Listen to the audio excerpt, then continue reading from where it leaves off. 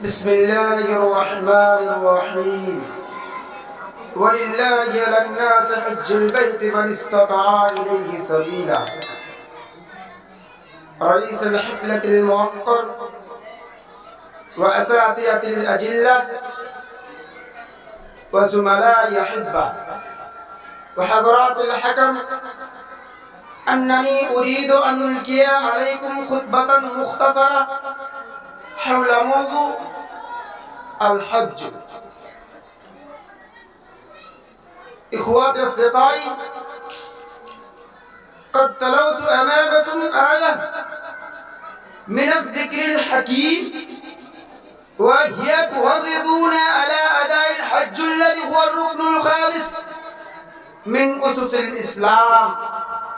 ولا يخفى عليكم أن الحج في اللغة عبارة عن القصد، وفي الشرع عن قصد البيت على وجه التعظيم لأداء الركن العظيم من الدين القيوم في زمن مخصوص لفرد مخصوص، وليس واجبا في الأمر إلا مرة واحدة فقط، وما سواها فمندوب.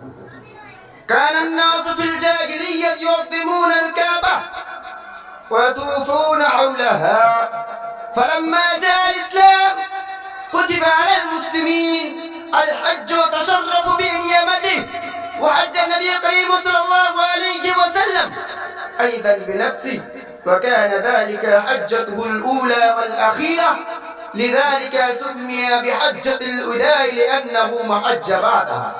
يا أيها المستمعين الكرام، قام الصحابة رضوان الله عليهم أجمعين بهذه الفريضة، حتى استمرت هذه السلسلة الذهبية منذ ذلك الوقت إلى يومنا هذا، وأمت في حياة الأمة. وعظم فضل الله من النبوة على المسلمين أنهم لبوا النداء الإبراهيمية كل السنة، فيأتون إلى ربهم العتيق من كل فج عميق رجالا وركوبا، ويطوفون حوله كما يطوف العاشق الهائم المتيم حول دار حبيبه لا يحم إلا الحبيب. نتيجة لذلك ازداد عدد الحجاج كل عام على مئات الألف، وإن كان فيهم رجال لا يحجون إلا رئا وسمعة حتى يستحقون من الله المواخرة والغيب ومن رسل ترحيب وتشديد.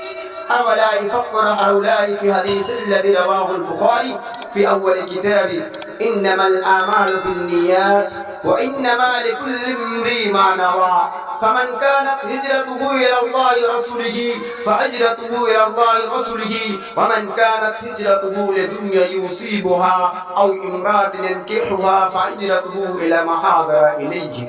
وقال في موضع آخر رواية أن النبي صلى الله عليه وسلم أنه قال: إن في الجسد مضغة إذا صلحت صلح الجسد كله، وإذا فسدت فسد الجسد كله، ألا وهي القلب. إخوات أصدقائي، يشق اليوم على الأمة أداء فريضة الحج والقيام بواجبته.